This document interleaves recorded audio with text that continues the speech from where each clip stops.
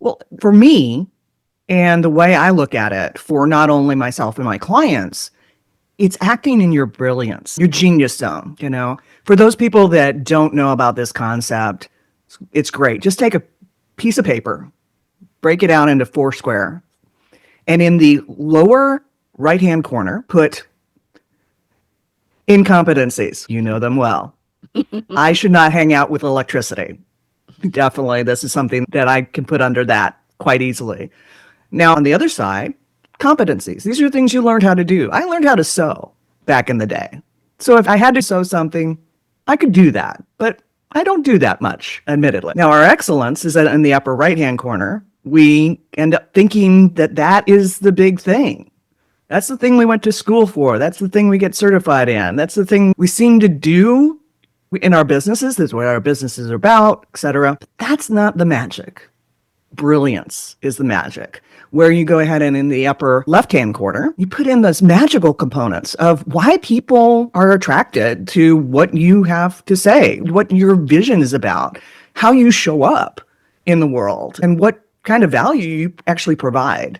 And it was so quintessential for me when I realized that 80% of revenue for a company comes from people acting in their brilliance. 20% is over in the excellence. 0 is in the competencies, and negative is in the incompetencies. And people get stuck in those incompetencies and competencies and even their excellence, and they don't delegate. But, there's this thing where, leverage, automate, delegate, and eliminate. I look at it from a standpoint of, well, first, eliminate things you don't need to do in the first place. Eliminate things that don't need to be done. Definitely leverage, definitely automate, and then delegate those things that end up bubbling up as those things that are best served by somebody else because they couldn't be done in these other ways. And that's why I love what I do, in that I'm acting in my brilliance in order to help companies actually simplify, streamline, and automate their processes so that they can delegate to somebody who can act in their brilliance. I am not an accountant. I love delegating to my accountant. So it's almost like that thing of passion, the thing that you're most passionate about with a lot more meat around it in my book. And that's why people are attracted to these podcasts, these conversations. And I think the thing that maybe folks who are new to podcasts, I work with people who come to me and they have an idea for a podcast. And then I'm like, great, let's make that thing happen. And we go through the process. So I go from idea to launch and beyond. And a lot of times what they get hung up on are the numbers, vanity metrics, right? How many people are downloading? How many are subscribing? How many people are watching? And those are great. If you can have those, great. But a podcast is a long tail proposition. It takes time for people to be aware. And you forget that people have to jam those earbuds in or click play. And they are then building a habit around listening to you. Becoming part of someone's weekly habit is very, very powerful, but it doesn't happen overnight. Yeah. It takes time to build that. And then think about what they're not doing while they're listening or watching you. Now, the cool thing about podcasting is that it is something that you can do while you're doing other things. While I'm cooking dinner, I hit play and I'm listening to podcasts. While I'm walking around outside, I click play and I'm listening to podcasts. While I'm in the car, I click play and I'm listening to podcasts. It's an opportunity for me to multitask in the way that you could with radio. But now everyone's a companion. When I'm cooking in the kitchen, I'm listening to these same podcasts. So they become my cooking companions because they're part of my habit. So a habit takes time to build. And once you become part of that habit, then you become part of someone's world and somebody's life. And it doesn't have to be thousands. Thousands are great.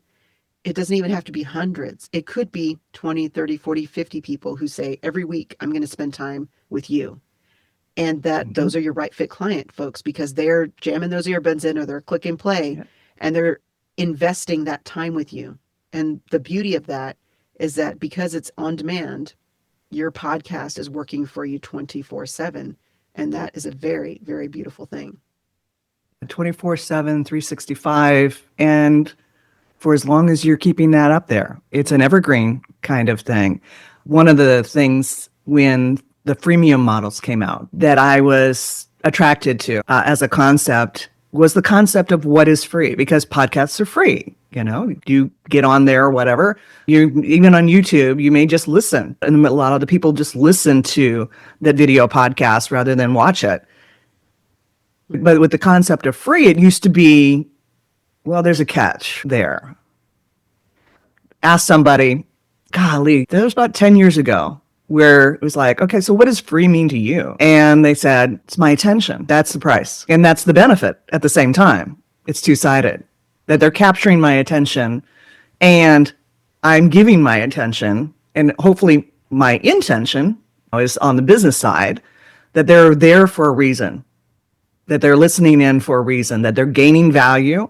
They may want to do more with you, especially in those areas where you're actually providing value on the other side of things, where they can go ahead and click through and actually get additional help from those folks. It's your audio calling card, right? If you think about Yes. it. And you talked about the evergreen aspect of it before. The cool thing is that you and I can record this right now, and 5 years from now, the topic still matters, right? It's still core to some of what we're doing. There'll be some things maybe that have changed a little bit, especially in the age of AI, but for the most part, the core concepts are the same, or the value is still there. So somebody 5 years or 3 years from now can discover your podcast for the very first time. And to them, everything that you have is brand new, even though to you, it's like, that was 3 years ago. Yeah. So there's a real beauty in that. But one of the things that comes to mind is that you have the opportunity to get your mission and message out to the world. And you may be thinking, well, I don't really like the sound of my voice, or I have a face for audio, I have a face for radio, or whatever story that you're telling yourself, right? Exactly. And really what the core of it is that your mission and message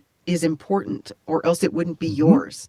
It won't leave you alone. It's something that bubbles up inside of you. It's easy for you to do. It's easy for you to talk about. It's your brilliance, as you said. And so there are people in the world that need to hear it. So even if it's Definitely. 20 people, 50 people, maybe it's thousands of people, the impact that you're going to have is what really, really matters. So I think a lot of times people start a podcast and they're like, well, where's all? Give it time. Stay the course. You will be surprised at what you get, because there are people that I know who have weekly podcast listens of like 20, 25, and they're closing deals because they're speaking their mission and message to the world, and the right fit client, the right fit prospect clicked play and heard it and decided, that's who I want to work with. That's your sales without you even trying, because you're in your zone of brilliance, speaking about your mission and message.